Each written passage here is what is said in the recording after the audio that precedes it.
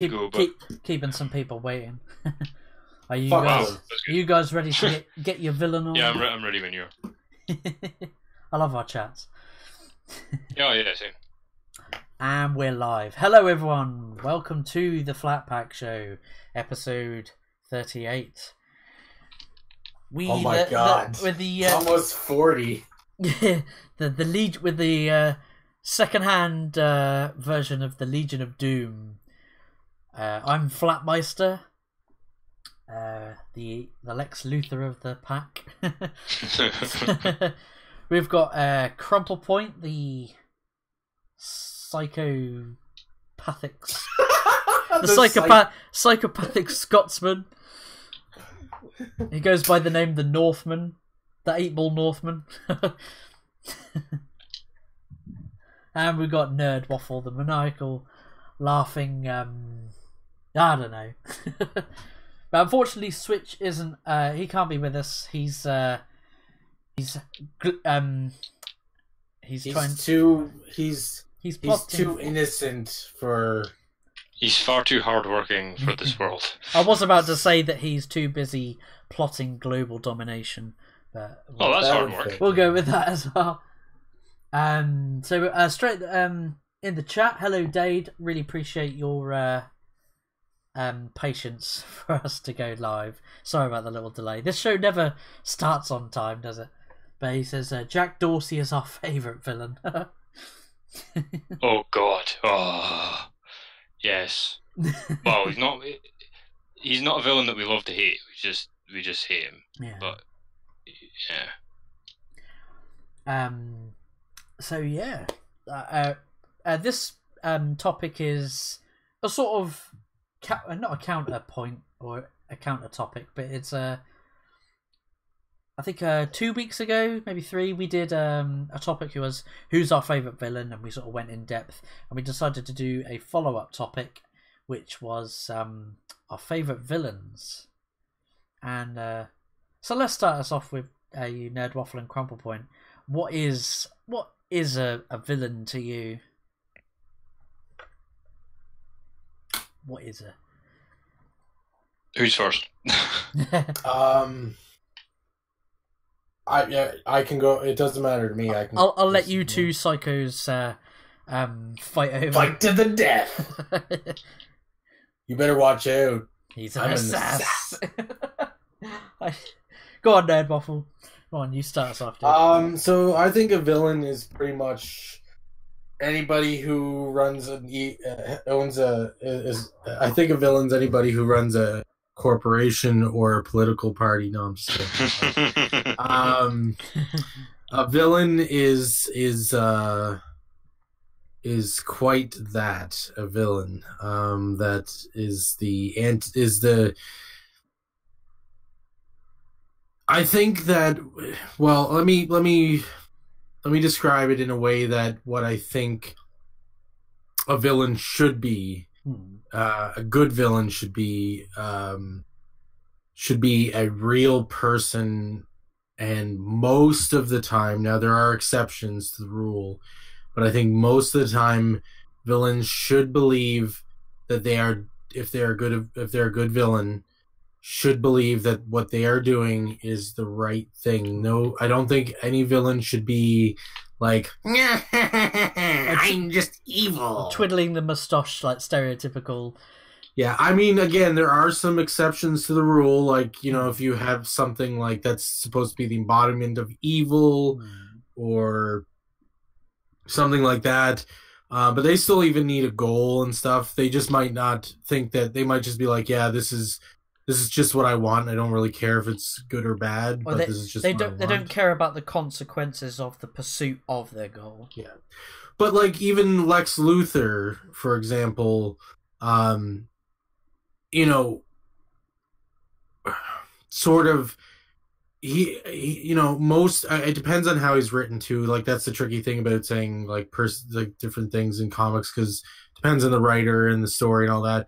But a lot of the time I get the feeling that Lex Luthor is trying to do what he feels is the good thing, and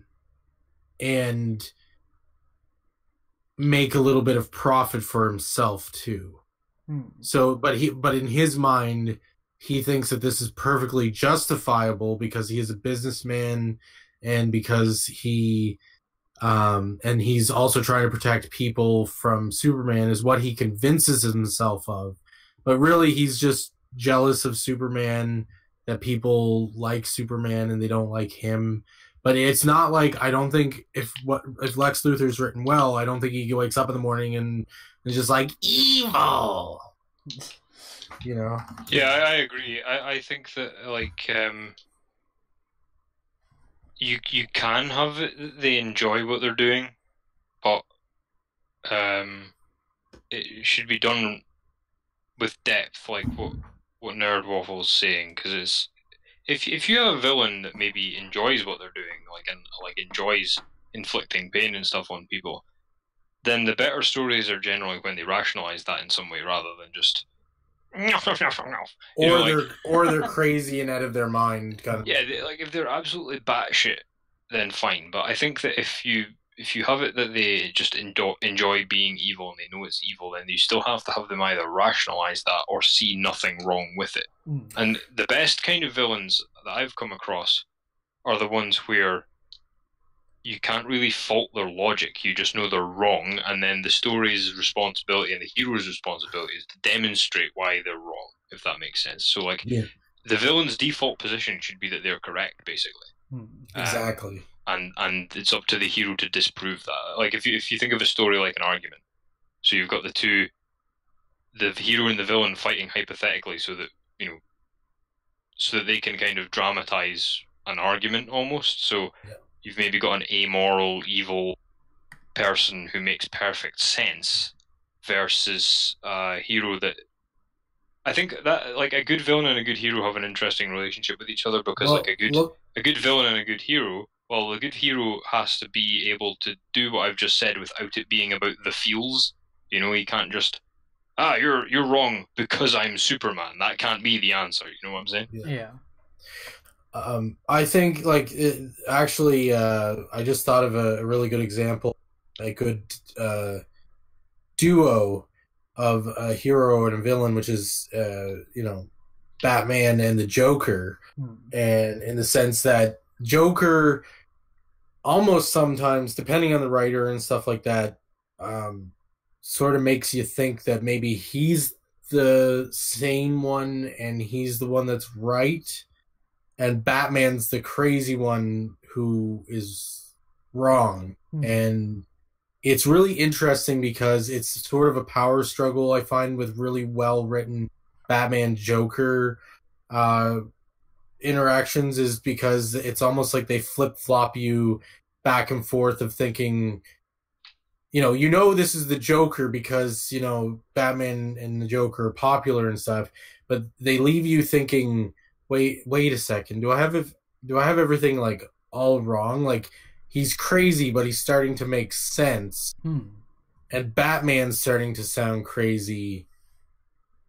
And, like, you start to question that, and then it flips you around again, where it's like, no, Batman is sane, and he's doing the right thing, and the Joker is just a lunatic running around Gotham and stuff. And, it's sort of like a struggle between who's actually in the right in the situation, and that's what Batman has to overcome is his own moral compass, Yeah, I find, actually, now you use that, like, there's two problems I'm having with villains just now and heroes. And Batman suffers the worst, I think, because I think it's universally agreed that Batman has the best villains. And he's suffering a lot because of that. Because what's happening is these lazy writers are reading the material and they're like, oh, wait, hang on, the Joker sounds like the sane one in the situation. What if I just make Batman crazy? Oh, that'll really mess with everybody's head. Oh, what a genius I am. And it's just like, no. The whole point, I think, in a villain versus a hero in that scenario that Nerd Waffles described is that the villain should make sense, but only on paper. If that, like... Yeah. So it's up to the hero to go, yeah, what you're saying is all well and good and logical and fine until you apply it to the real world, you maniac. because if you think about it, like there's nothing irrational about being a sadistic psychopath. You do what's good for you, what you enjoy doing, irregardless of everybody else, and that's completely rational. Why would you behave any other way? That's actually irrational to behave any other way, in a sense. And so it's up to the hero, I think, to demonstrate why we don't behave like that. Yeah, even if it sounds correct. It's up to the villain to challenge the hero's beliefs. In that the villain will come off sane enough to make the hero, maybe not to the audience or on paper, but maybe subconsciously challenge themselves. And sort of rise above it. Like, you know, like, because that's what life is too. You know, it's sort of like we go through challenges in life and we have people we don't necessarily get along with, and the challenge is not against the other person, but against yourself and your own beliefs and your own values and who you are, character. And that's when, like, a lot of times it's like, oh, I'm focusing on the villain and they're so crazy. And, you know, a lot of times in really good comics and stories and movies I've read and watched, it's to the point where the hero, the villain seems so sane because the hero is so concentrated on the villain that the hero is going crazy and sort of loses themselves a bit. And the villain starts to seem sane and starts to seem like they gain the upper hand. And that's when the hero is challenged to be like, no, this is who I am, and this is the way life is, and this is the way, like, what Crumple Point was saying, that what you're saying sounds logical on paper, but it's not, it doesn't work in the real world. And then the hero climbs up over them, and they challenge their own morals. And I think that's the difference between a hero and a villain too, is that you see villains not really, you see heroes challenge themselves, but you never see villains challenge themselves, their own beliefs, because they're right in their mind. Self-righteous. They're self-righteous. I mean, that's what I like about the Joker character, that he's so complex, and like you said, depending on the writer, sometimes he's just a straight-out narcissistic psychopath who does it for the lols, but he also does it to feel a purpose. Like, he feels a purpose to... He's like, notice me, senpai Batman, isn't he? He wants the... He enjoys the thrill of the chase with Batman. Like, it's his yin to his yang, isn't it? And that's what I love about him, that he's so unpredictable, but he's also... Joker has this sort of with his, you know, crimes that he commits, or terrorism, if you want to put it that way as well. Almost sort of sorry, I'm tongue-tied. Like, order out of chaos. Like, he enjoys the chaos. Like, he's waking the people of Gotham up. But if you think, like, how corrupt Gotham is with the corrupt politicians, you know, corporate CEOs, and also, you know, within the police force and enforcement, you know, he's, I don't know, what do you think about that? That, you know, he enjoys I think order out of chaos.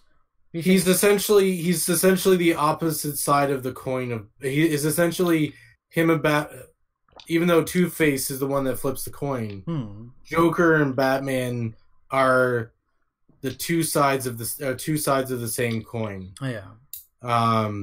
They both are very orderly. Like, one is order through chaos, and one's chaos through order, or something. Something like that. That might not have been a great example, but go on, Crumple. What were you going to say now? The thing that with the Joker is, you might consider it, taking what you guys have said. Firstly, I really hate the notice me senpai element of it. I think Frank Miller did it really well in Dark Knight Returns. When he had the Joker was basically a loss without Batman, but that's just basically due to incompetent writing being far overdone, because nobody can think of anything else to do with him.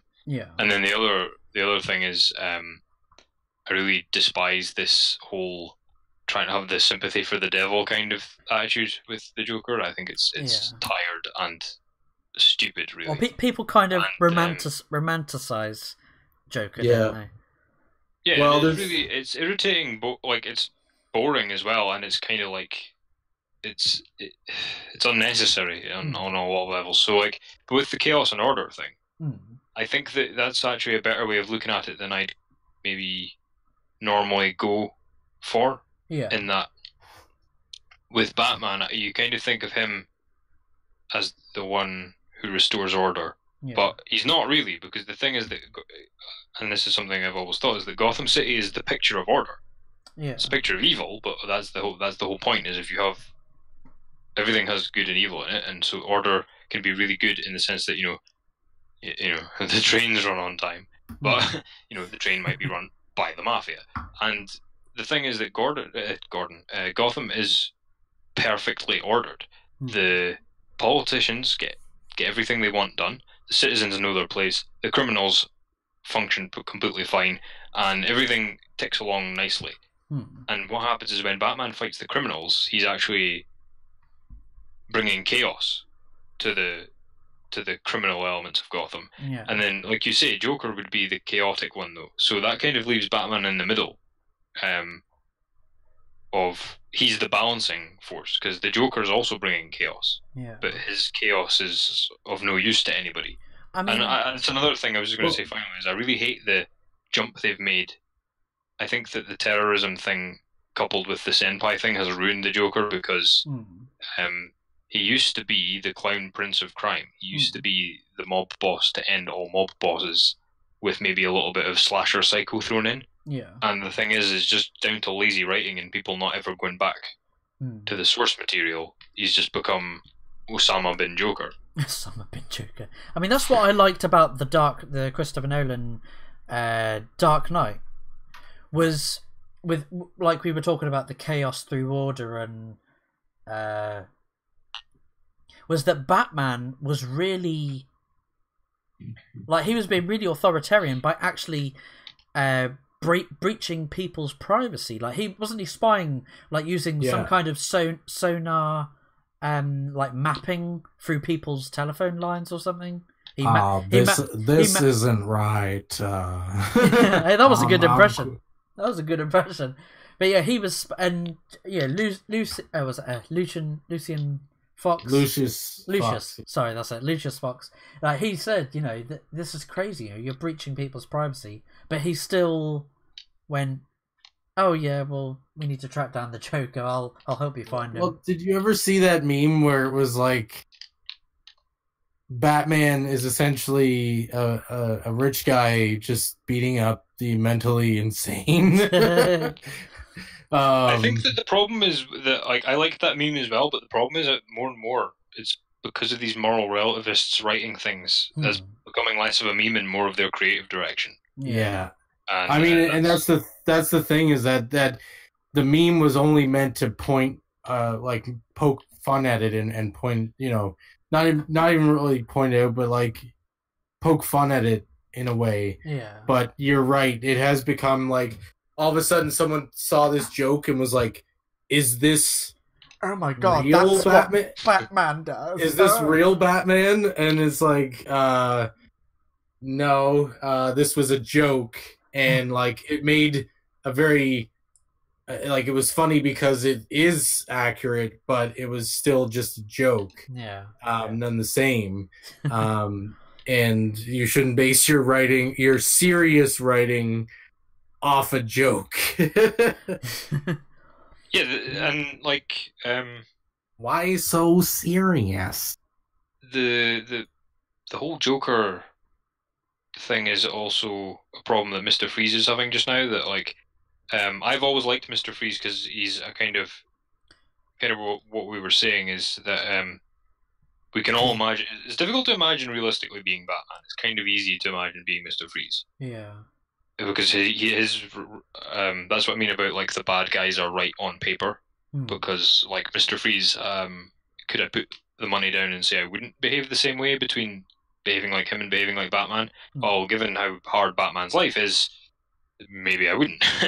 And the thing is that with Mr. Freeze, what they keep doing, this is what is so important about having a good hero to counter your villain, and what is so important about Batman in general, right? Is with Mr. Freeze, they keep doing the thing of, oh, his wife is driving him to do this, the poor man. And then Batman is supposed to be the one that comes along and goes, yes, that's very sad, but he's just killed 3 police officers, so I don't care, and I'm going to break his nose. Like, but the writers aren't doing that anymore. They're just going, oh, poor Mr. Freeze, let's write the ballad of Mr. Freeze. Like, what?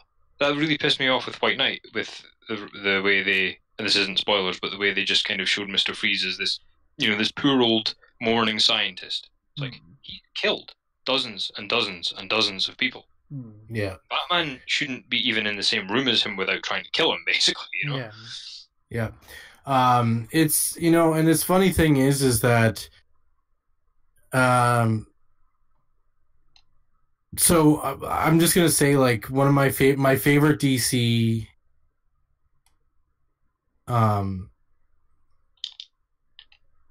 actually I have to think about that. I thought I had a point, but sorry, continue on. I'm just wondering if what you think of this, of what makes a villain, Flatmeister. What makes a villain? Yeah, I don't think we've gotten to you yet. Before I move on. Well, I kind of sort of repeated your same sort of similar and chimed in. Yeah. But what's your favorite? Who's your favorite villain, or do you have like a favorite villain from each comic book, or like do you have a favorite game villain, or see, that's really, or like just I don't know, just if you have a few of them, even just because sometimes it's hard to pick just one. Like I know myself, it's hard for me to say I prefer this over this because I have favorite heroes and villains from each comic book label. Yeah. So yeah, I'd say the Joker and video game. I don't know, like, if Crumple Point, if you'd agree with me or not, but I wouldn't say Andrew Ryan from BioShock is entirely a villain. I don't know. That's an interesting point, right? Because it's got to be a hero story to have a villain, doesn't it? Because the thing is, if you've got like a Game of Thrones scenario, there isn't.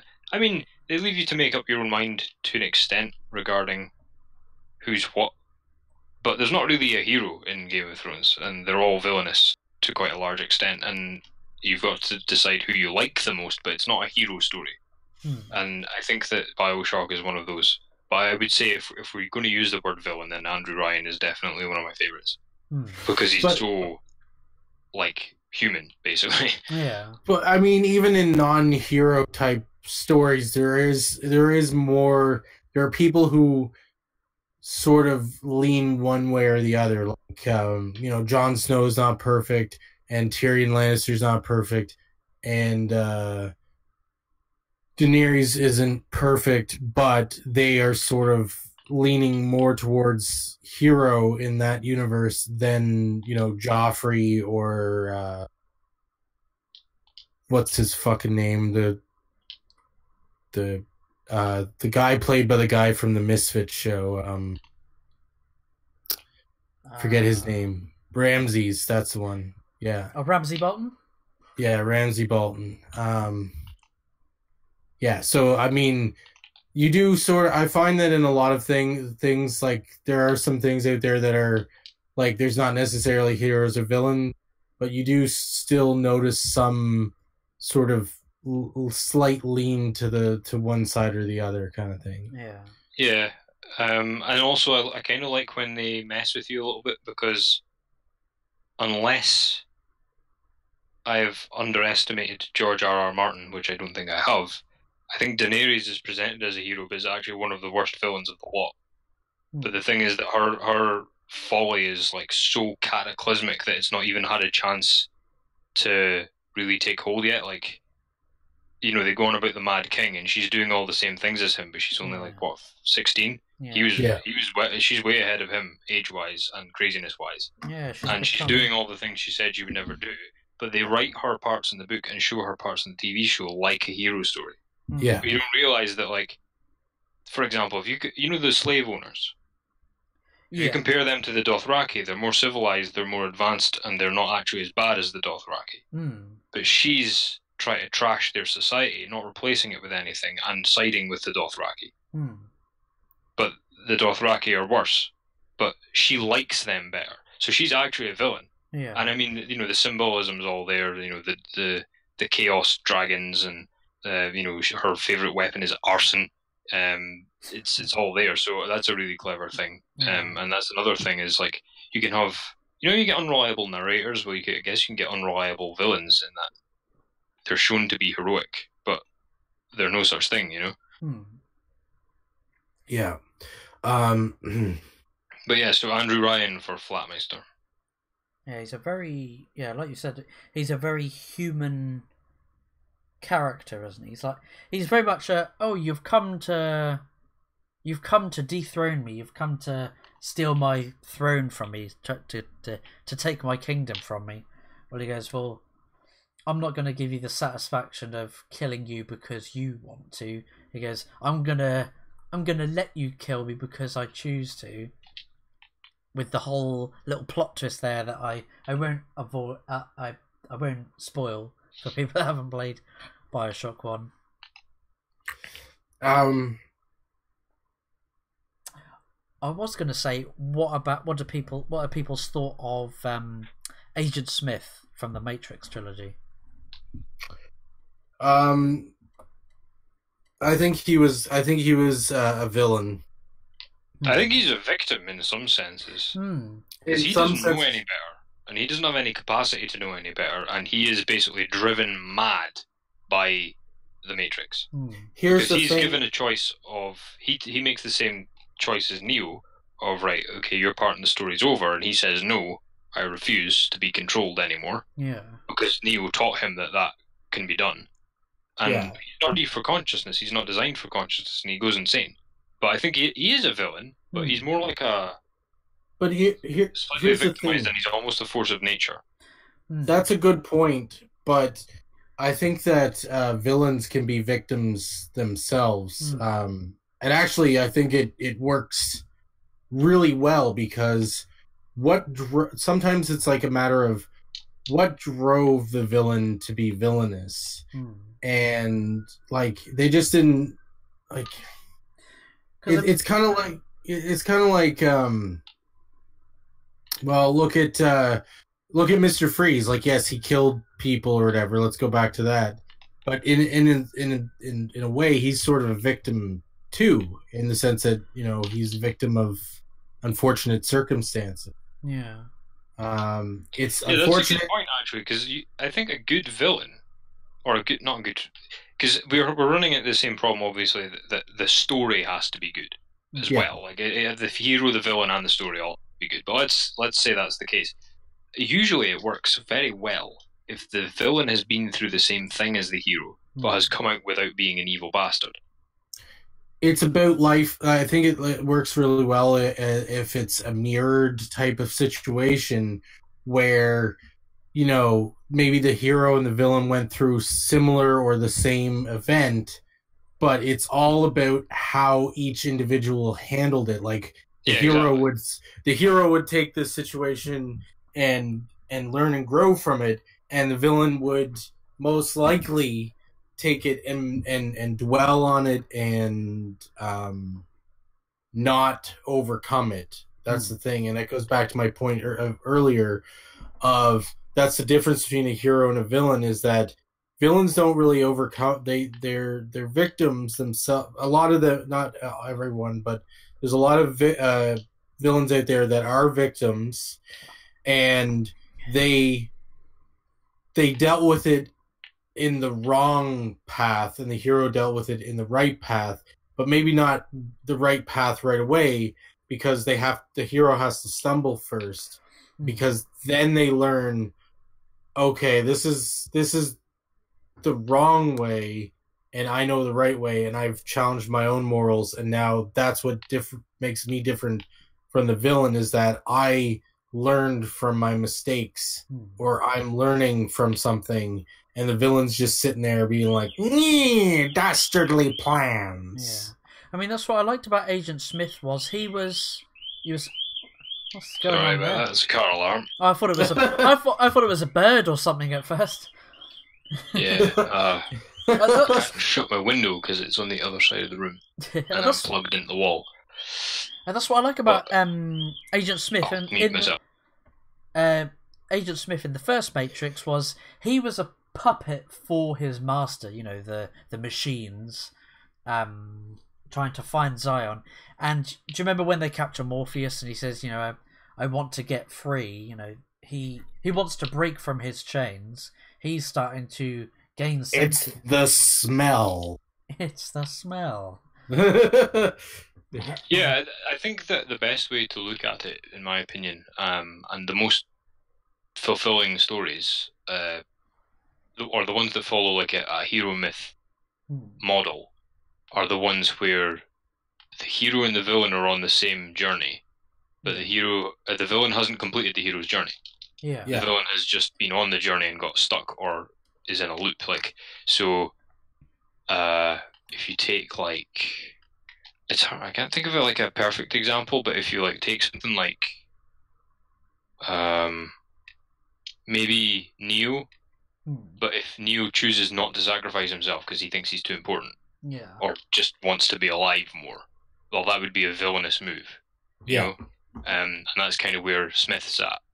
They're on the same journey, but Smith has no regard for anyone else, whereas Neo is the opposite. And Smith is more self-motivated and selfish kind of thing. Well, he becomes more human in the second and third movie, isn't it? He's actually gaining more humanity. You know, he's all the human emotions. Because what was it? He refused to return to the source for deletion as a program. Yeah. Yeah. And, but he also refused to be subject to like the Merovingian by becoming a fugitive as well. So he just decided to he did exactly the same thing as Neo. He decided to fight. Yeah. And unfortunately for all of us, he is the best at that. Well, I watched a theory video that said that Neo isn't actually the one; it's actually Smith that is the one. That theory is actually that they both are the one, and that the whole point is it's based on the Trinity. So they are the one together, but only combined with the machine source. So it's like it's like the Father, the Son, and the Holy Spirit kind of deal. Yeah. It's all, you put them all together and you have your magic formula. So that's why nobody can ever say which one's the one. It's because all three of them are the one. Like, you know, the big baby face machine god. Oh, the Smith, Deus Ex the Machina, Deus Ex Machina, wasn't it? I think it was called, wasn't it? Oh yeah, because they did that as a joke, didn't they? Yeah. The fact they even called it that, the Deus Ex Machina. You know, a lot of people didn't like the third one, but I actually like the third one better than the second one. Yeah. My favourite one's the second one, funnily. Oh, those but I get what you mean. Son of a because bitch. I think that what do you call it? Revolutions is a perfectly good movie. It's just that it wasn't what people were expecting. And me and Nerd Waffle have had enough conversations to know that one of my pet peeves is when people dislike a film because of what they expected the film to be rather than what the film actually. It's like one of my most hated things, along with like stubbing one's toe. The thing with I think the thing with a good villain is that they have to be the hero that stopped. Because if you look at, I think that one of my favourite villains ever in cinema is actually General Zod from Man of Steel, and that is one of my favourite movies. And I know people bitch about it, but it's one of my favourite movies. And I think that General Zod is a perfect villain in that because again he ticks all the boxes that we've laid out. You know, he's completely sympathetic in a sense. I mean, he goes too far, but you see, like if Zod was in a survival movie, right? Like, from the point of view of the humans, he would be the hero of like, oh, we've got to save the species at all costs, and I'll do whatever it takes, and we would all be so impressed by it. Yeah. But the story isn't from his point of view. His part of the story is over, and he needs to accept that, and he won't. And that's the whole point of him being the villain, because he will not do the noble thing. Yeah, and he's doing the not selfish being thing. Conscious. Yeah, and he thinks he's doing the right thing by trying to and that there's only one way to do it. And you can argue that Superman is doing the wrong thing because he's turning his back on his own species. Because like he's using our morality, but that's our morality, not Kryptonian morality. He's a Kryptonian. Yeah. Like, if he was in our world, he would be on trial, and everybody would be calling for him being dead. You know, like, oh, you went against the general. Oh my god, I can't believe you did that. You know, it's almost like nature versus nurture, isn't it? Yeah, and the thing is that like Superman understands that there's right and wrong, and it's just like no sense of no like misplaced sense of like, what would you call it, species solidarity changes that. There's right and there's wrong, and that's that. And Zod doesn't realize that, and that's why he's the villain. And Superman almost agrees with him, you know. He's sympathetic to the argument. He's never on the point of agreement, but he's sympathetic to the argument. And but never, like, he entertains the idea without believing it, as the old saying goes. Yeah, I think he'd be almost sympathetic and empathetic, but then he's just like, because he's like, oh yeah, this would help my people, my actual Kryptonian people, but then the Earth people are my people too, and no matter what people it is, it's the wrong thing to do, so it doesn't matter what people or whose people or what. The act itself is the wrong thing to do, so therefore he has to stop it. Even though he's like sympathetic and empathetic, like he probably understands where Zod's coming from, but it's again the wrong thing to do. Yeah, exactly, and so that kind of ticks all the boxes that we've gone for, because it's like kind of sympathetic, it's almost the right thing, but you know, we could all say Zod could even actually win, and he could justify his actions, and he constantly does. But the thing is, you realize that he's going too far, and like what happens is that you see him. He gets the chance. He realizes he's doing the wrong thing, and then he, like, you know, where he kills Jor-El.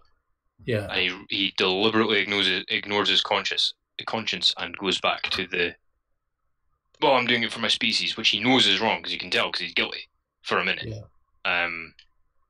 And that's the other thing, is like, much like Smith, like, I think there's an element of in a villain that's essential, because that's another thing all the villains we've talked about have in common, is there's a lack of consciousness about a villain. Like, they're not really logically thinking it through.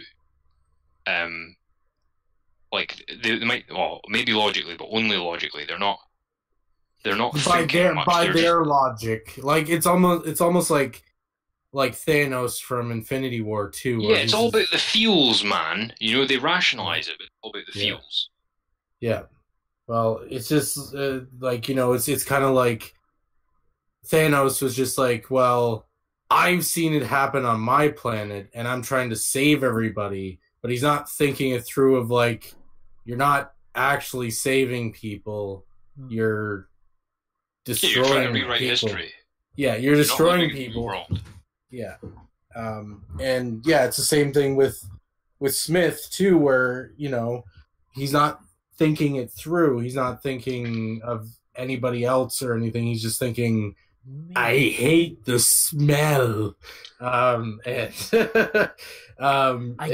like he's got a gift of the ability to be conscious, and he's basically rejecting it as well. That's another thing that makes Smith kind of reprehensible, is he has the capacity to, because if you think about it, he's by his nature got the capacity to be smarter than everybody in that franchise, but he chooses to do the wrong thing. He was even that way before, like, anything with Neo. He sort of had a bit of free reign compared to some of the other people in the Matrix, you know? Like, it's almost like he had a consciousness where he could take his earpiece off and, like, talk to Morpheus one-on-one. Whereas, like, I doubt the other two goons had the ability to think that. Because they're just like, what are you doing? And he's just like, I'm just doing me, bro. I love that look when he stands back up when they come through the door. What are you doing?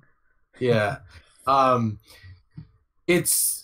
he had, and he had the ability to freely think as a program in the Matrix, to be able to freely think, hey, I hate this place, I hate the smell and whatnot. This prison. I'm going to level with you. Yeah. This is a prison. This is a prison for me.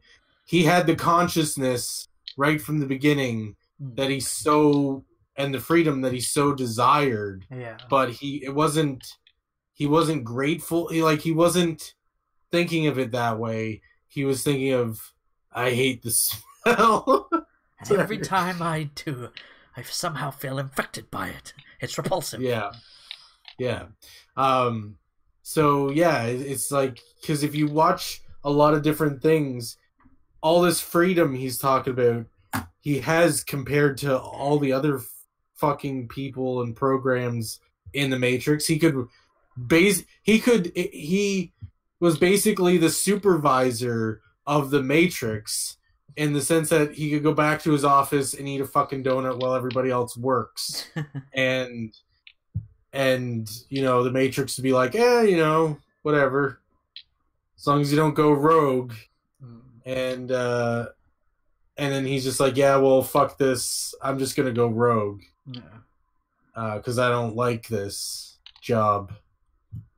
And yeah, so he is in himself sort of a victim, and he demands more from the Matrix. Yeah, and he's depriving people of the freedom that he wants, because his entire job is to kill red pills. Yeah. So he's actually going, oh yeah, you and me have the thing of we want freedom in common. Yeah. I'm going to kill you anyway, because reasons. And so yeah, that's kind of. And he could have helped Neo, and they could have worked something out together, kind of thing, right? Yeah, he could have been like the fucking Messiah. Yeah, he could have been like, hey, yeah, Neo, I'm the guy responsible for pretty much stopping the red pills and stopping you guys. So I know all the tricks. Let me give you a hand with this, and in return, I want you to help me get out of here, because you're the one, or whatever. We had a love child. I don't know, but yeah. But instead, he's so clouded, which is funny because he's a program. But his consciousness, as a program, was so clouded that he couldn't see that other option. All he could see was his own self-desires. Yeah, and if you look at, like, say, Sauron from Lord of the Rings, because I think that the way they do villains is like, it's almost like there's a hierarchy of elements of consciousness. Yeah. And it's like the hero has to have them all, but the villains have some of them. Yeah. And oh, there's a cat going mental out my window now. Great. I fucking hate this neighborhood, man. Oh, so man. Anyway, the hero has to have all the elements of consciousness, but they'll take one or two from the villains, right? So you've got like Bane just likes power, and Mr. Freeze is like maybe more love motivated, which is probably quite high up the list. And then you've got your intellectual heroes like Brainiac, Lex Luthor, and they're the highest ones, because I think intellect is the thing that we kind of prize highest. But if you take the human element, it goes the most wrong. If you take the human element away from it. And so I was thinking of Sauron from Lord of the Rings, of what Sauron's motivation is to have a perfectly ordered society, and he would rather everybody was dead than the society not run the way he wanted it to. And it's like, that's, and Sauron is like genius level. I hate when people go, if you read the Silmarillion, but if you read the Silmarillion, Sauron wins like 4 times, and each time, like, whatever their god is, I think it's Eros or Eru or something, has to intervene because Sauron's won again. And none of the living beings on Middle Earth have managed to beat him. Sauron is even a puppet to a higher hierarchy too. He has a master. What the fuck is his name? Morgoth, but he overthrows him because Morgoth is like a sadist. Yeah, he Sauron did is overthrow Morgoth, but OCD. yeah. He did overthrow Morgoth, but the point is that at one point he was a puppet, and I believe Sauron used to be like just a normal person. I thought, No, there's or was not to get too, autistic about the Lord of the Rings lore, but there's like you've got your sort of gods, demigods, and beings, and like so. yeah, Morgoth, no, I know that. And then Sauron would be like a demigod type thing. Yeah, but I thought he was a person who was a necromancer who went crazy, is what I thought. No, that's the Nazgul King, I think. Okay, yeah. Who's his right hand man. But yeah, so like Sauron's a completely intellectual being with absolutely no fucking soul, basically, and so that's and he's depicted as like the most evil, along maybe with Saruman, who's got the same problem. You've got the orcs and stuff, who are just savages, but they're like portrayed as being almost less responsible, because obviously they're just being fucking savages. But you've got like Denethor, who's greedy and scared. But that's not quite as bad as Sauron, because Sauron, I think it's like Sauron could be so much more and chooses not to be, and it's evil by choice. Whereas everybody else is evil by weakness, almost. And it's almost like that you've got that hierarchy of human traits that make you more villainous, and the better the trait is, the more it goes wrong, and the higher up you are in the sort of the villain family tree.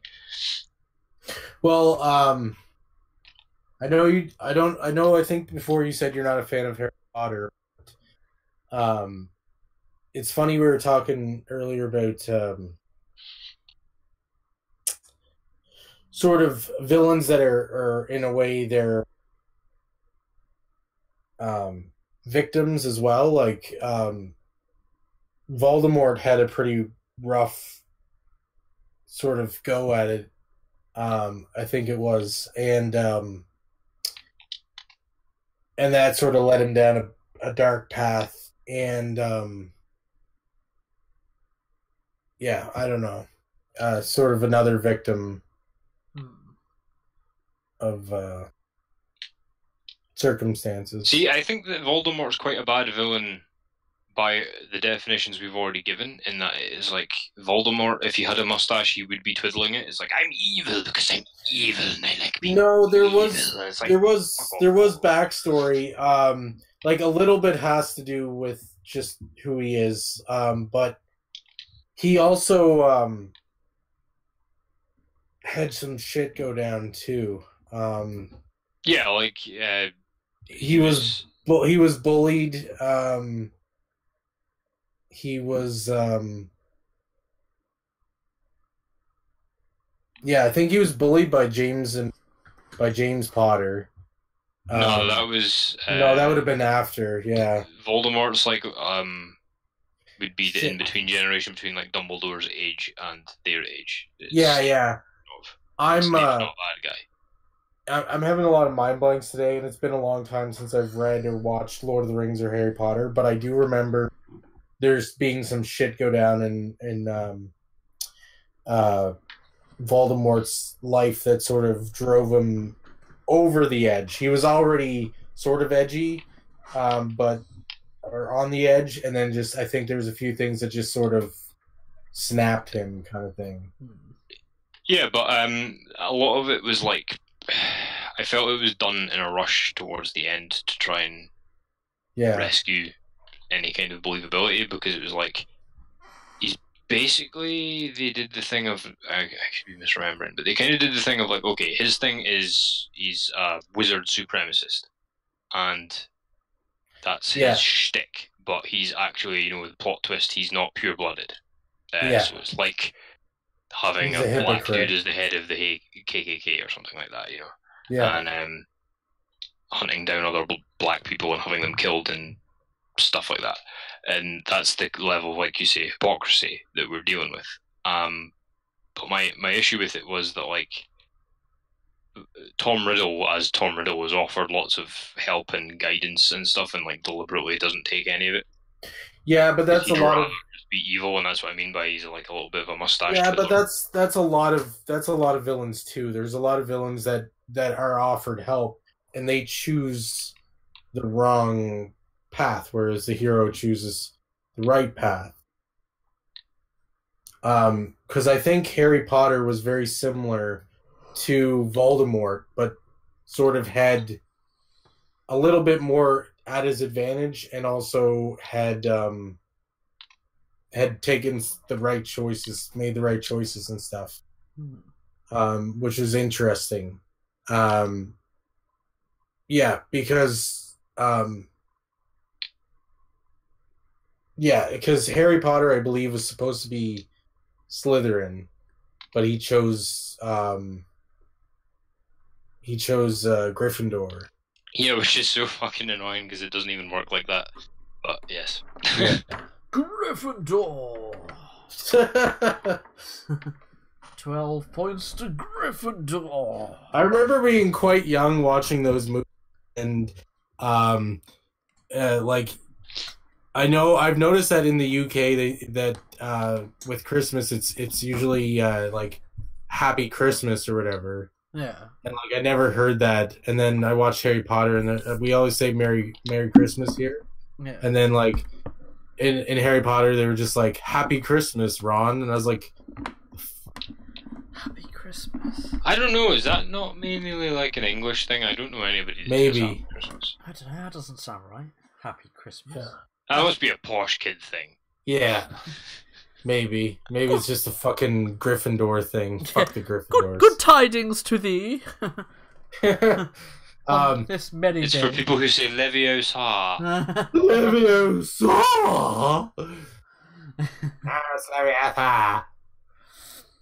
No, I don't know. I like Harry Potter and I like Lord of the Rings equally, and I think that Voldemort is a good example of a villain that we've been talking about, and I think Sauron is too. Yeah. There was one villain that I thought of that I wanted to bring up, but I can't quite remember it. It's at the tip of my tongue. Oh fuck. Is there any villains from video game? What about you, Crumple Point? Any video game villains that really stick in your mind? Yes, lots. I kind of find the villains in the Deus Ex franchise quite cool because they're not like, well, they're political. You know, they're not. Even though they put them in Human Revolution, they're not like boss battle villains. They're in the shadows, aren't they? There. Yeah, they're kind of just causing trouble with their influence and stuff. And then you've got like, I think Dr. Robotnik is an interesting villain from Sonic because Sonic's an annoying little fucker, so I always want Robotnik to win. But thank God Switch isn't here. He'd have my balls. But yeah, no, I don't know. Like, there's a few. I think the villains of video games are kind of badly done because of the whole boss battle thing. Yeah. The Dark Souls villains are quite interesting because they're like forces of nature who are fighting to continue existing. Yeah. But they don't really have a reason to continue existing. They're just doing it. But it's interesting in that regard because I found that like there's a lot of lore surrounding Dark Souls, but I found that a lot of it was kind of meh. You know, it's some of it's pretty cool, some of it isn't. But the way the whole universe fits together is quite interesting for me. Right. What about you? What about you, video game villains? Me or yeah. Yeah, you know, Waffle. I think I already went with Andrew Ryan from BioShock, didn't I? Yeah. I'm gonna say I don't know, an idiot, and say Arthas or like the Lich King from Warcraft 3. Yeah. Just because again it goes back to the whole it goes back to the whole victim kind of thing, like So, like, Arthas, I'm going to fudge this one up too. I really need to spend more time and refresh myself on things because I forget over time and I just haven't had time to do a lot of nerdy things lately. Not living up to the whole nerd waffle title. But from what I remember of Arthas from Warcraft 3, I just remember being so. I couldn't just. It was like a book, like I couldn't put it down because I was so entrenched in what was going on with Arthas, where as you went along, you could see his descent into madness, essentially, or descent into how he became the Lich King, essentially. Yeah. And it was just like watching something that you just want to be like, no, don't do it, and you can't stop it from happening. And but yeah, like he was tricked so much, like, by these demons, and he was, first of all, he had a bit of an ego problem, and they sort of, and a sort of a hero complex to him, and the actual bad guys use that to their advantage to sort of warp and twist his flaws and use them to their advantage to lead him down a path of which he could not return. He killed people. They tricked him into killing people. They tricked him into making it so that he needed to defeat them, and he had this obsession with, and they took this little tiny obsession hole and they sort of like ripped it open, and sort of his obsession grew, and they fed on that, and they fed it back to him, kind of thing, and led him down this dark path where eventually he was just fucked, and he just went down into the dark pits, kind of thing. So they took I like that idea of him being kind of manipulated into it, and you've reminded me of, I don't know much about Warcraft, so I can't comment on it, but I think there are quite similar villains of him and Kain from Legacy of Kain. Yeah. Because I was a bit on the spot with Flatmeister there, but I think actually that would be an example of really interesting villain, because you've got two villains in that franchise that I can say are really intriguing, and that's the Elder God and Kain. And the interesting thing about Kain is that he turns out to not be a villain. And they really turn a trope on its head. And the thing is, like, modern people try and do that, or contemporary people try and do this all the time and fail, because they do it from like a moral relativism point of view. But what Kain is trying to do is, he's like what would usually be the villainous thing of like pushing further than anybody's gone before and going way too far. And it's the hero's job to go, you've gone way too far, and stop them. But what actually turns out to be the case is that Kain is the visionary. So it's like he's an anti-hero, and then he turns into a villain, and then he turns out to be the hero of the story, which I found fascinating, because it's like his thing is he's managed to make a race of vampires, and he's managed to create a world where they can live, kind of like the Matrix, of like they've with the machines, of they've kind of made a world that they can inhabit without having to have the weaknesses. They can all be daywalkers from Blade.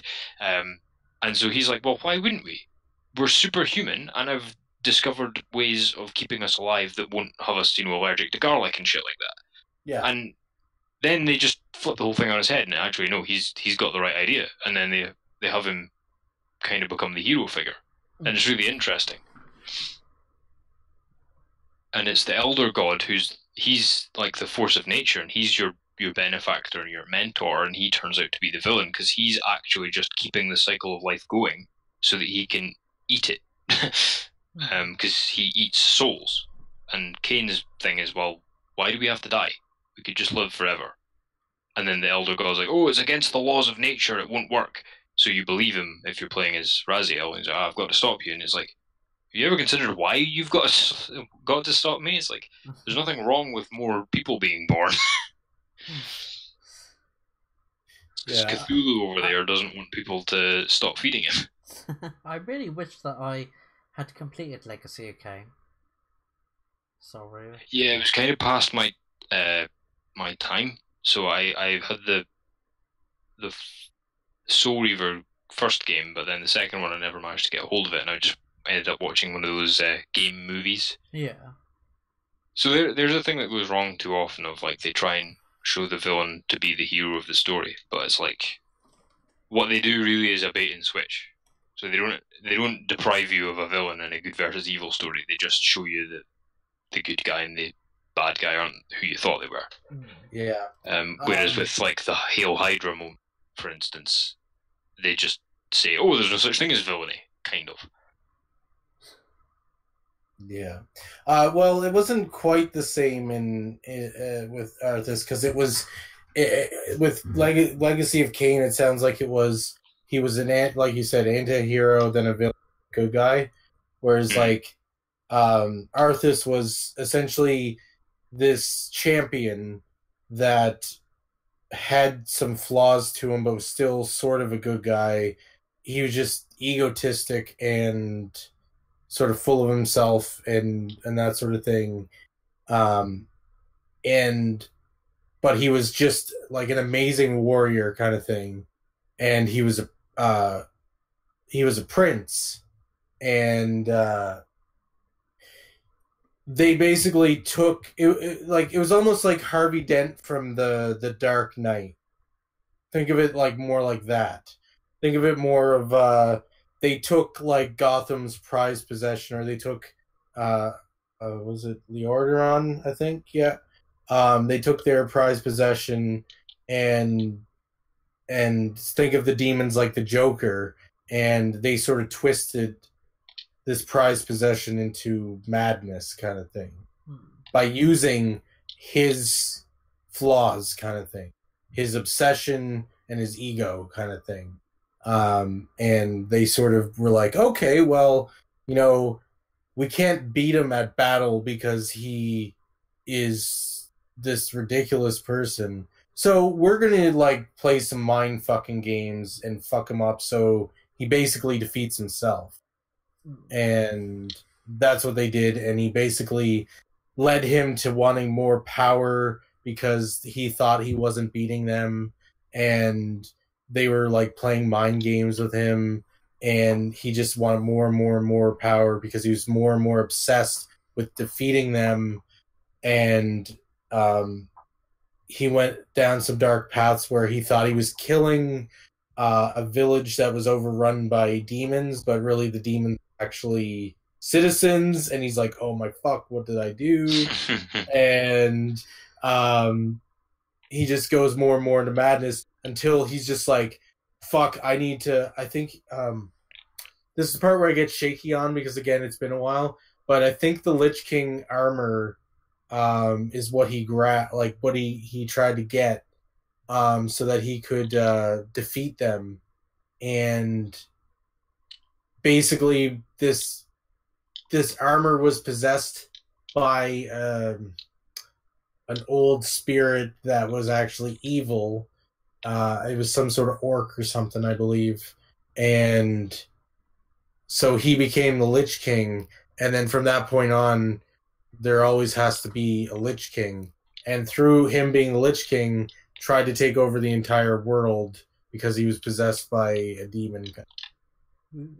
That's quite interesting. In the Elric stories, there is what would you call it? A god, sort of chaos, and he's actually an empty suit of armor that's filled with like fire, so kind of similar to that, because it's like he's just been so consumed by chaos magic that he's gone all Darth Vader on us. And yeah, it was kind of like he's a god. He's like a force of nature, because like what you're saying is there always has to be the extreme. Yeah. And that's kind of how they handle it. It's like, okay, yeah, he's evil, but there has to be evil. Unfortunately, it's just the way the universe is made. Honestly, I gave the TDLR. Honestly, there is a lot more to it. I just can't remember anything but the basics at the moment. And for the audience, the TDLR is the too dyslexic wrong read. Yeah. Stuff, read, long, must, here, go. Anyways, yeah, it's kind of the same thing as the Darth Vader story too. You know, like he's been corrupted by the dark side, and he didn't even realize it, kind of thing, because he was manipulated by Palpatine, and so he joined the Woozles, and yeah, it's the same thing with the Lich King, and he's actually one of my favorite. Like, I remember back when World of Warcraft did like Wrath of the Lich King. It was just a really good expansion, and it was just everybody. It was basically the Lich King was stopped in Warcraft 3, but then I think he was frozen, but I think he unthawed in Wrath of the Lich King and started up building his undead army essentially, and basically to take over the world. And yeah, you in the game have to go and defeat him essentially. Yeah, I think that's another thing is you can do villains with no redeeming qualities, other than entertainment value as well. Like, people, it's like it's out of trend just now, but it is perfectly doable. Yeah. And you've got people, because I was thinking of, like, you know, your Lich King and the Undead Army and stuff like that, and you've got people like that are like, you know, well, Sauron and the Ring Wraiths, who have no redeeming qualities, but they're badass and very competent and very cool. And then you've got things like, I always think of Imhotep from me. Like, people fucking love that guy, and myself included, because but there's nothing nice about him. There's nothing like, oh, but poor Imhotep. He's a power mad bastard, but he's really good at it, and it makes him a pleasure to watch almost, and that's enough sometimes. Yeah. I think that with things, you can have a subtle villain, but I think people try too hard sometimes. It has to be natural. I don't think the Lich King is that way, because I don't know, can't recall, but I think they summon Earth's spirit or something in a cinematic, and he's like, oh, I'm sorry for everything I did or whatever. But there are characters in Warcraft or World of Warcraft that don't have redeeming qualities, because they're the leaders of the Legion, and they're essentially just fucking demons that are trying to basically lay their spawn all across the universe. And they just don't have redeeming qualities, because they're essentially the embodiment of evil, all that is evil, kind of.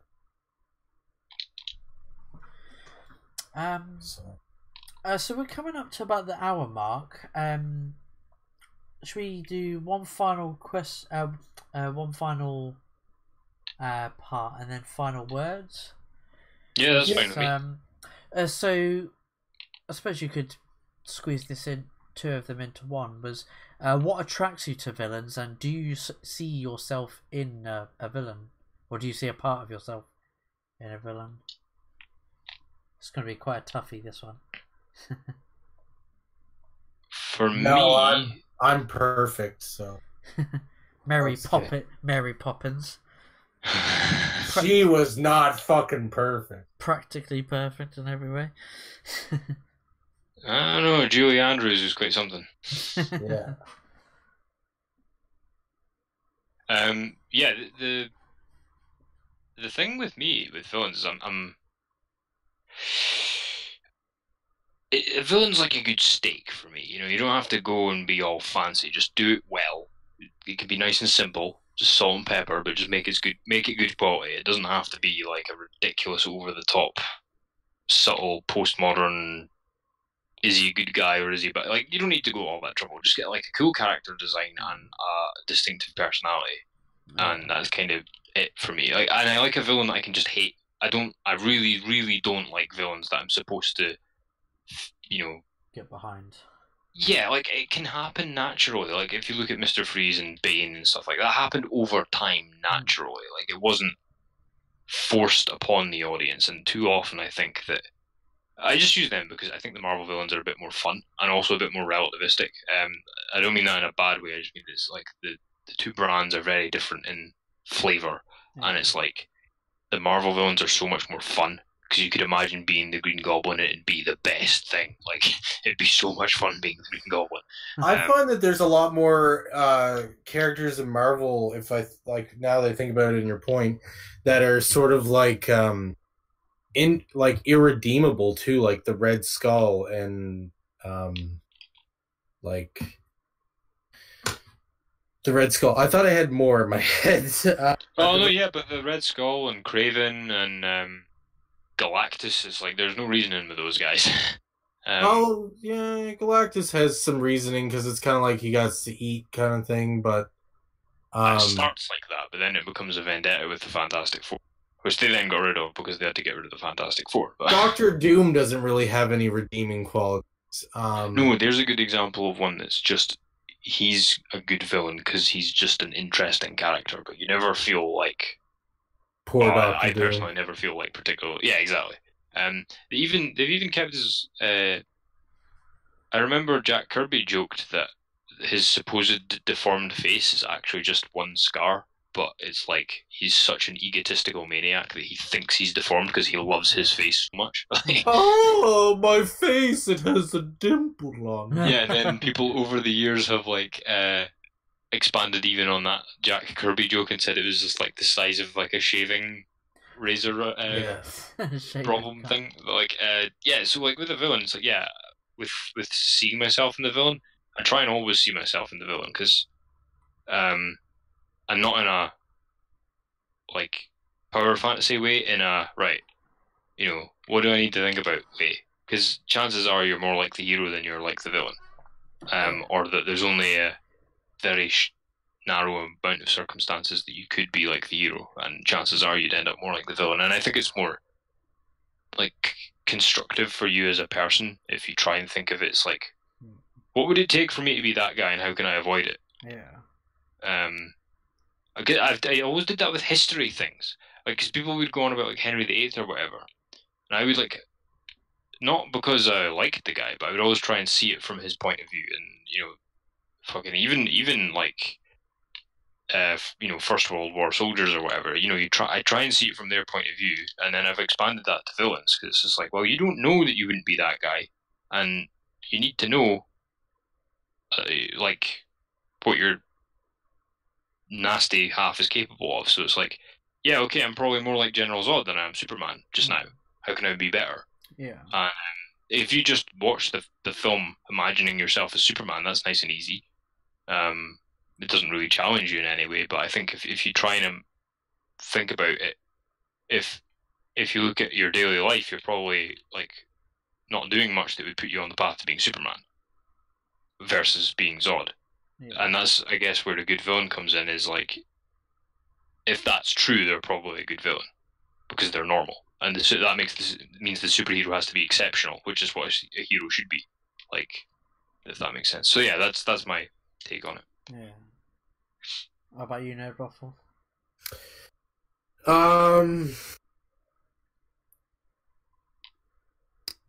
So, sorry, what was the first question before do we see our qualities? And so, yes, do you see a part of yourself in a villain, and what attracts you to the villain? Okay, so what attracts me to the villain is just I think I see the villain most of the time. I guess I think of it differently than Crumple Point, in some ways. But yeah, I do agree. Like, I don't think everyone should have some sort of sob backstory. Yeah. But I think that for me, the villains can sometimes be in ways more relatable than because of the struggles that we go through in life. And sometimes we just like, you know what, I wish I could just rob a bank and be a villain and get lots of money and live lavishly like some of the villains, you know, that Lex Luthor steals and stuff. And that's how he gets some of his money or whatever. and that's the thing, is that I think that in a way we fantasize just as much as being a villain as we do a hero, because heroes are bound by more rules and stuff and moral compasses, and then that's the person we want to strive to be, but then sometimes we're just like, you know what, I wish that I could go up and punch that person for no reason, or something like that, because that's what a villain could do, and I think that it feeds to a different psyche of the human brain, and a desire and a side of it. And that's I think we're agreeing, because I think you have to do that. Yeah, no, I meant we just with the whole like a sob backstory thing. Like I think. That, okay. Yeah, I think that's okay. Sometimes it really depends on the comic, the situation, the villain. It doesn't have to be every villain. I think that there can be a variety of villains you cry and sympathize for, and villains that are just straight up assholes. And I think that there can be a good mixture of the two. But anyways, like what I'm saying is that like you might agree with this part of like villains, us relating to villains and stuff like that, in ways, because they don't play by the rules, and sometimes we wish that we didn't have to play by the rules of certain things, like I'm not paying my taxes, fuck you, tax man. I'm tax man. I can leap tall buildings in one fiscal year. But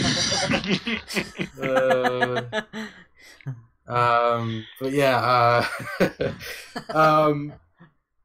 I think that, but that's what I think. I think that we want to be heroes in life, think of ourselves as the hero of our own story, but we have desires to want to do villainous acts because it's fun, dangerous, exciting, and would probably maybe get us ahead in life if we got away with it, which is what villains think. If I only got away with it, Yeah, I think Nerd Waffles kind of got the thing more right in that. For me, I don't want to like the villain, but if you make me like them, then they're probably more effective. So, like, nobody really, I think, particularly fantasizes. Like, I don't particularly fantasize about being a bad person and doing all these like misbehaving things, right? Right. But there are certain things where you're just like, like for example, the Joker. I would never fantasize about being the Joker. Like, I have absolutely no desire to like inflict that kind of harm. Of course, on people. It's just fucking wrong and weird. But like, like I said about the Green Goblin, he flies about on like a bat surfboard and throws bombs at things and cackles maniacally. Like, who wouldn't want to do that for a living? So yeah, you've kind of trapped me into liking him by accident, and it's just like, okay, fair enough. Like, damn I'm interested you. now. Yeah.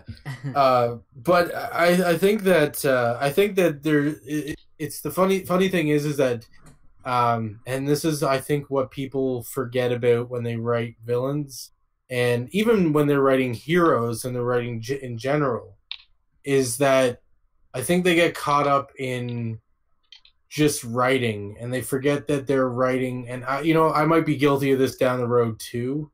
And so 10 years down the road, when I do actually have published stuff, I don't want people to be like, you said this 10 years ago and you did the complete opposite. But I think that villains and heroes are people, and you have to write them like people. And I think that that's why villains can be different. Like, there's going to be some villains that you sympathize for and are like, man, I feel really bad for that villain. Even though he fucked up people's lives, I understand. I don't empathize with him, but I sympathize for him. Like, I don't empathize because I don't feel like that's a good solution, but I sympathize for them because I can, have sympathy for them because, understand what they're doing and why they're doing it. I just don't empathize with it. Yeah. I think you And got that backwards, but yes. yeah, I might have got that backwards, but you get the point. No, I did get it right because I don't want to. I wouldn't feel like that's the right thing to do, which would be empathy, and sympathize would be I understand logically. No, like empathy is where you see something from someone else's point of view without feeling sorry for them, and sympathy is where you feel sorry for them after seeing it from their point of view. Sorry, yeah, you're right. But anyways, either way, not to be a pedant, it's just like if no. Sorry, I did something is better. I got it mixed up. And I apologize, but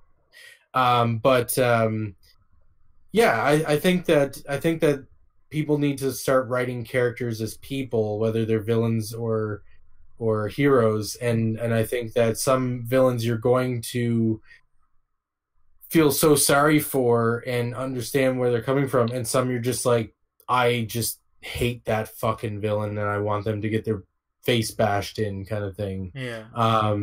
And I think that that's what would make a good writer, is the ability to differentiate characters like that, to be able to say, I have two villains, and one of them you're just going to hate and you're just going to want them to just get their fucking face punched into oblivion. Yeah, that's a really good point, right? Because I think that's one of my biggest issues with like the way the Joker's. You go ahead first. I'll do that. Number two guy is going to be the one where, like, well, shit. Like, their whole family was murdered in their eyes, and that's what drove them over the edge. And I feel bad for them, but they shouldn't do what they're doing. But I know why they're doing it, and I can understand why they're doing it, even though I don't agree with it. And I think that's the same thing, that's I think how to write really good characters and really good villains is to understand that they're different people and different characters and different motives and different thoughts, processes, and stuff like that. Yeah. What? So mine. I'm gonna repeat a villain that I said earlier, and it's Andrew Ryan. It really attracts to me his ideals. Or villains in general, is what their ideals are, what their motives are. Yeah, their motives and visions that they have. And yeah, Andrew Ryan from BioShock, with whose character, he's inspired by Ayn Rand's objectivism. Obviously, like her, or Andrew Ryan's ideology of objectivism. Objectivism is like the capitalist version of Marxism. They really take world. it. Yeah, they take it really too far. That it's it removes any sort. Well, it's all about the self, isn't it? There's no altruism in objectivism, is there? Yeah, pretty much. Andrew Ryan is like. What really attracts to me is like his opening, like the opening monologue when you go in the bathysphere and it brings you underwater and to the city of Rapture, and he goes, "Welcome to the city of Rapture." He goes, a place where the artist will not fear the censor and scientists won't be bound by petty morality. With your help, Rapture can become yours if you help pull the great chain. And I like with Andrew Ryan's ideals with he refers to anyone that isn't contributing towards Rapture or pulling the great chain, that they're a parasite, that they're bottom feeders. They're feeding off the scraps of everyone else's hard work, which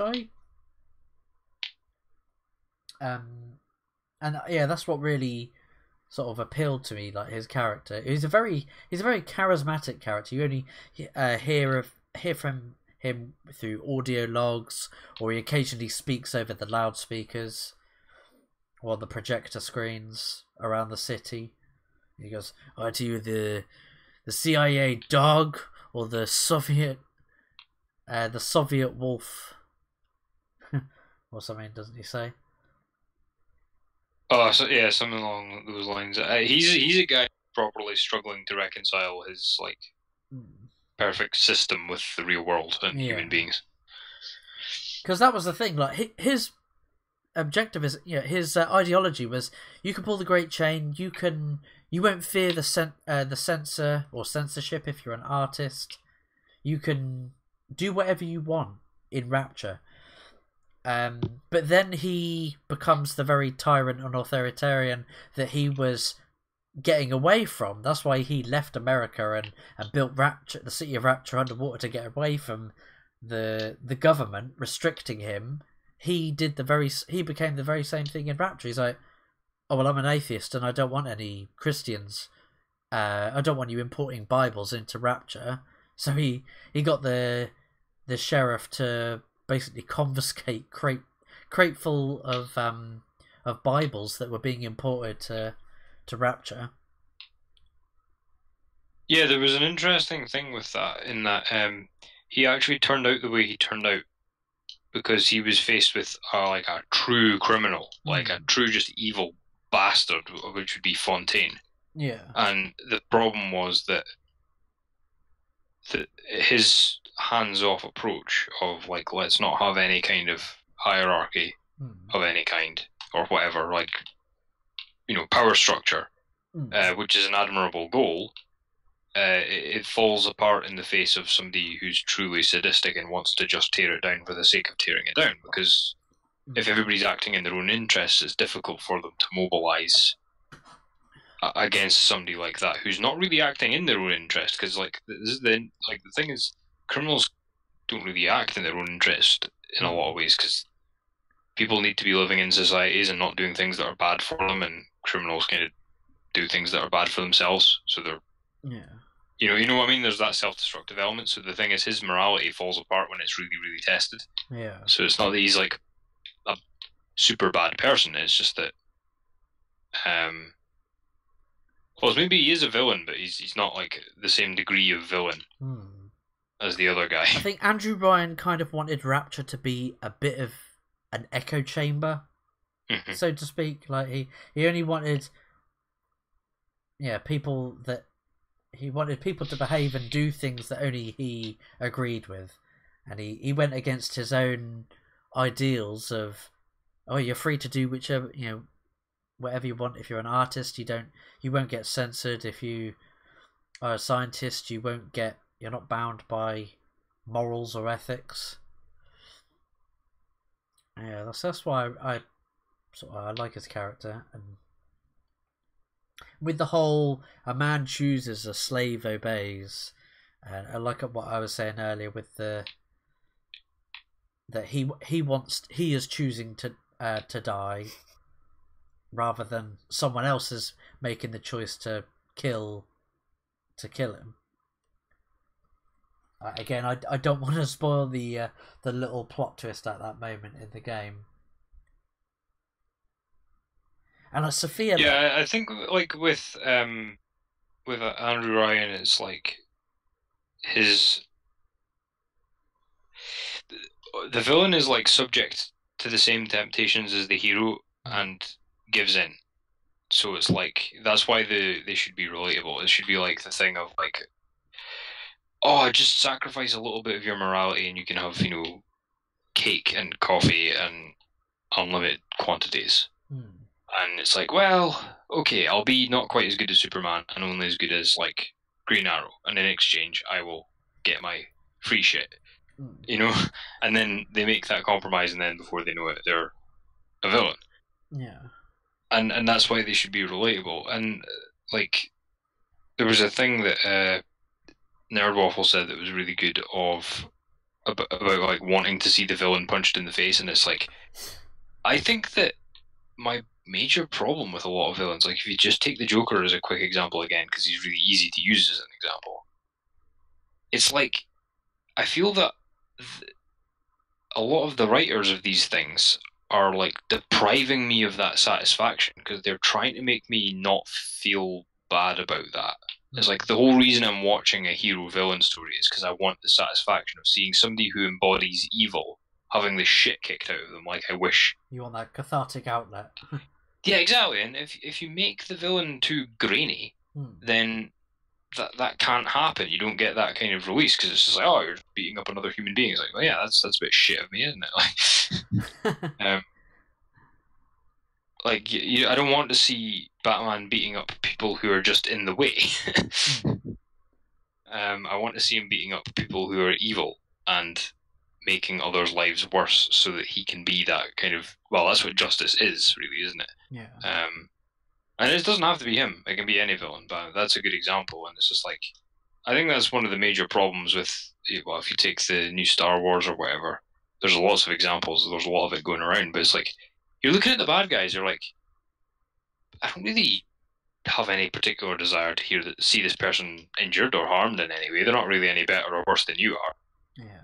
And it doesn't. So when you see them being beat up or whatever, you're kind of like, well, that was a fight, you know. That happened. Yeah. But to answer the second question, do I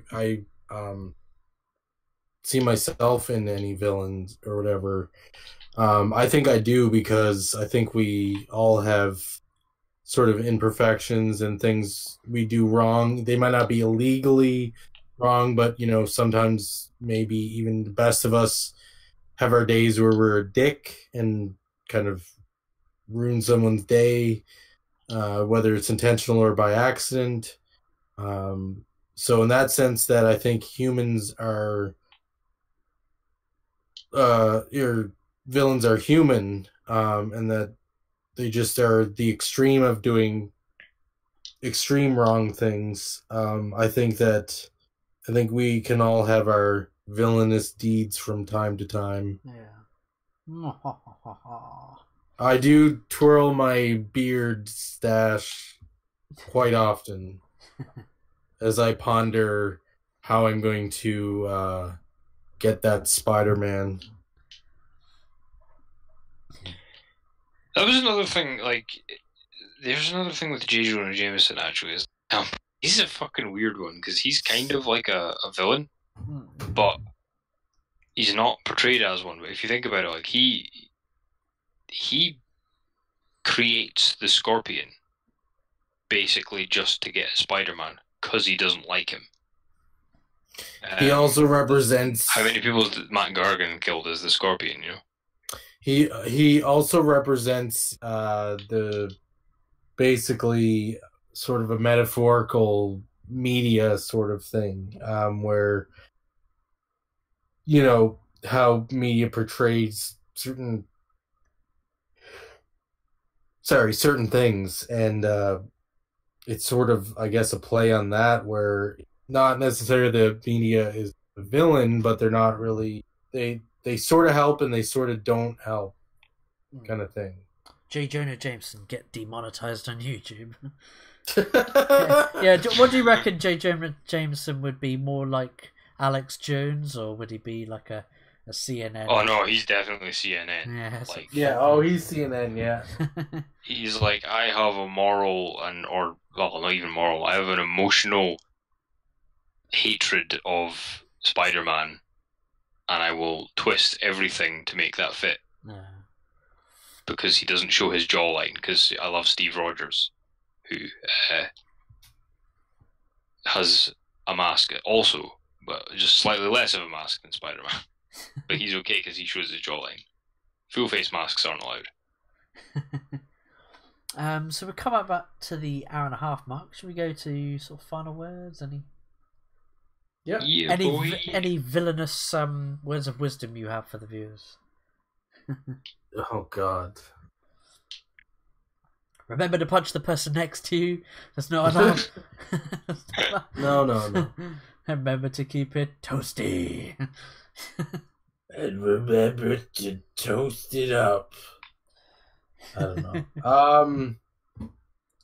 Yeah, don't stay in school, do drugs, steal candy from a baby.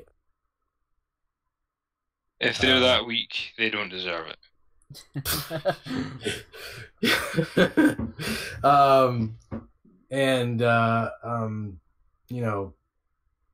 Remember to steal from the person next to you, and create all sorts. We need more anarchy in the world. There's not enough of it, and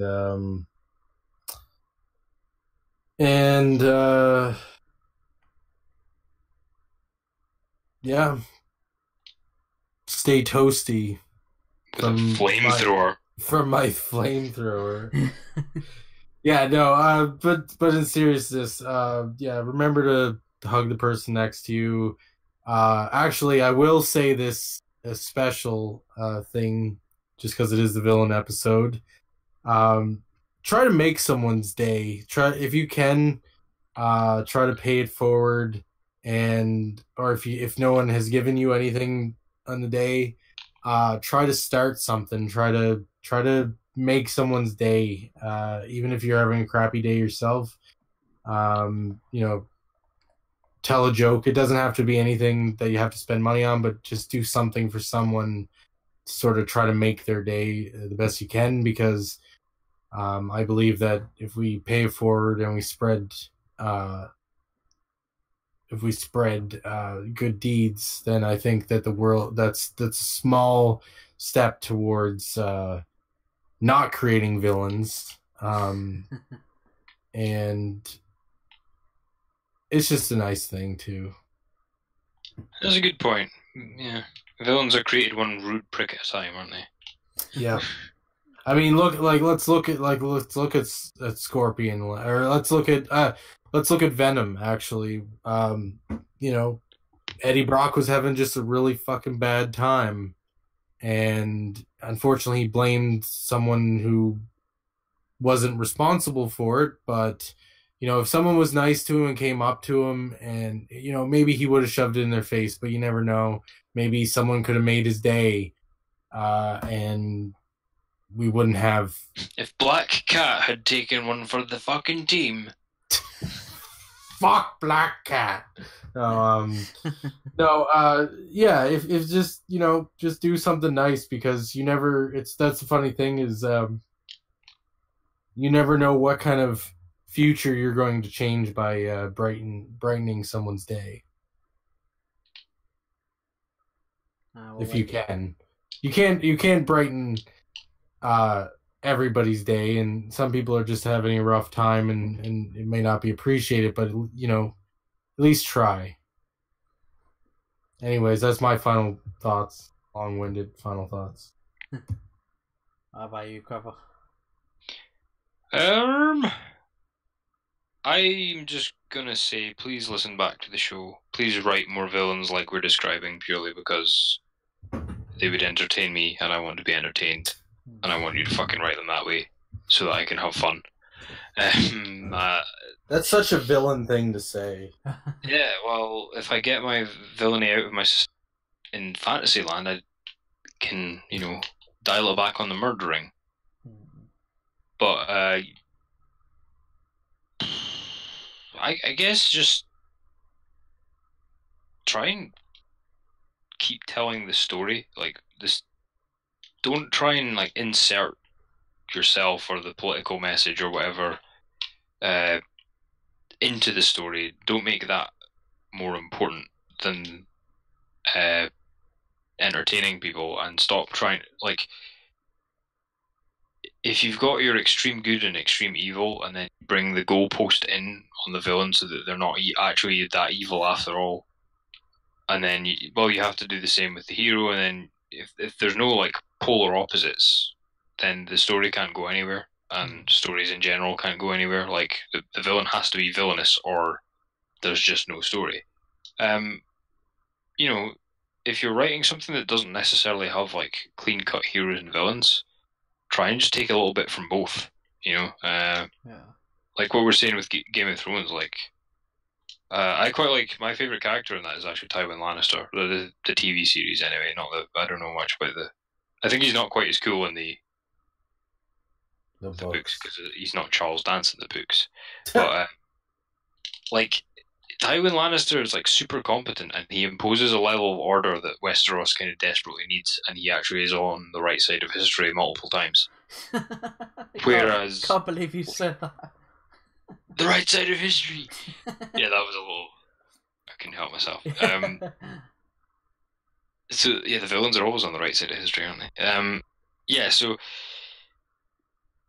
yeah, like if you got like a thing where it's not as clear cut as like heroes and villains, try and at least spread it around. You know, like take the qualities of a villain and maybe give them to the hero because you've got your Ned Stark type. He displays villainous qualities quite frequently, but isn't a villain. And then it's like a sliding scale. But you still need to know the classic villain,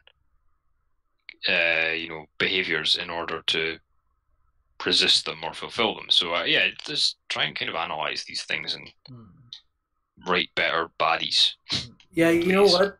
Tywin Lannister wasn't as bad as like Cersei or like fucking Joffrey. I would have rathered him kill those two and take over. Yeah, I would say definitely keep hold of the human element to a villain. Don't make them the sort of cookie cutter archetypal. The curling moustache and tying a woman to train tracks. Toxic masculinity. Fridge all the whammon. Yeah, fridge all the whammon. So definitely keep hold of that that human element to the character. I think that's all been said really. So thank you to everyone that has tuned in live, Samurai Raccoon and Dade that were in the chat, and anyone else that had popped in to say hello. A big thank you to Davine, who's a big supporter as well. We did a special episode, no, not last week, the week before. No, I think we did hers last. The week before. What am I talking about? Yeah, we missed last week because my Norton security had. I didn't have enough money. I didn't have any money to renew or buy any at the time.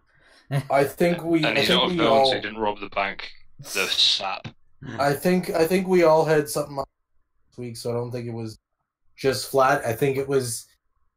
We've been doing pretty good to sort of not have a week off. I mean, there's been times where one of us have been missing at a time, but I think that we've been so devoted that I think we just needed a bit of a wee little bit of a break as a whole. Things catch up on you, don't they? So like I said, continue liking, subscribing and sharing the Flat Pack, and subscribe to everyone else's YouTube channels, and follow us on Twitter. You can always go back and watch other episodes of the Flat Pack. The episodes, they're evergreen topics, aren't they? They don't age. Yeah, we try and keep the show as we should probably announce this more often at the beginning as well. Yeah. But we try and keep the show as time irrelevant as possible. So the topics are, like Flatt says, they're evergreen topics, so that if you missed it live, it's still hopefully worth watching, because, okay, you weren't there on the day, but the topic didn't require you to be in. It's not going to go out of date or anything like that. So still worth tuning in on your part. Yeah. Peeps. And speaking of topics, if anyone has that's watching live or watching this later on, by all means, if you've got a topic that you want us to discuss, DM any of us on our Twitter. We're always looking for audience participation. We've had a few suggestions from people. So it's been the Flat Pack Show. It's been me, Flatmeister. It's been Nerd Waffle. Keep it toasty. It's been Crumple Point. Yeah. Don't be villainous. Be a good boy or girl. And again, unfortunately, Switch couldn't make it because he's plotting global domination. It's going well, by the way, guys. It is going well, but it's not easy, and we need to give him all our support. Yeah.